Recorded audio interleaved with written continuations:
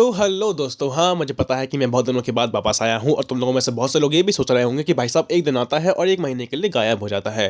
हाँ, उसके पीछे कुछ रीजंस हैं जिसको मैं तुम्हें आगे बताऊंगा, लेकिन फिलहाल तो मुझे अभी कॉलेज जाना है क्योंकि हम लोग ऑलरेडी काफ़ी लेट हो चुके हैं। इसलिए अब मैं तैयार होकर जाऊंगा कॉलेज, क्योंकि मुझे अभय लेने के लिए आने वाला है। और ये रहा मेरा कॉलेज। भूले तो नहीं, लेकिन मैं भूलना चाहता हूँ क्योंकि भाई साहब ये लोग मुझे आजकल बहुत ही ज़्यादा ट्रॉमा दे रहे हैं अटेंडेंस के लिए। अब मैं गया तो था क्लास में, लेकिन भाई साहब पता नहीं क्लास में कौन सी टीचर थी जिनको मैं जानता ही नहीं था, इसलिए हम लोग बाहर आ गए।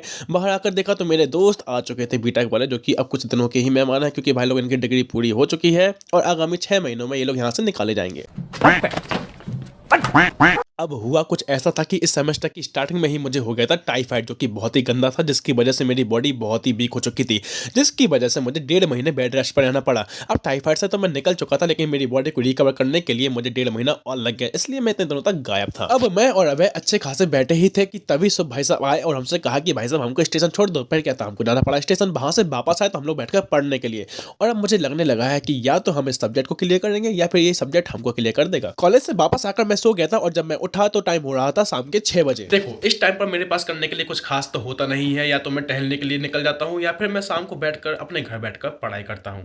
यानी कि अब तुम ये वाली बात कह सकते हो कि मेरे पास अब बहुत ही लिमिटेड एक्टिविटीज बची हैं। यानी कि सुबह उठो, कॉलेज जाओ, वहां पर अपनी ऐसे तैसे कराओ, वापस आओ, 1 घंटे सो जाओ, फिर दूध लेने के लिए जाओ, या फिर उसके बाद टहलने के लिए निकल जाओ, या फिर तुम घर बैठकर पढ़ाई कर लो। हाँ, अब जो है यही है।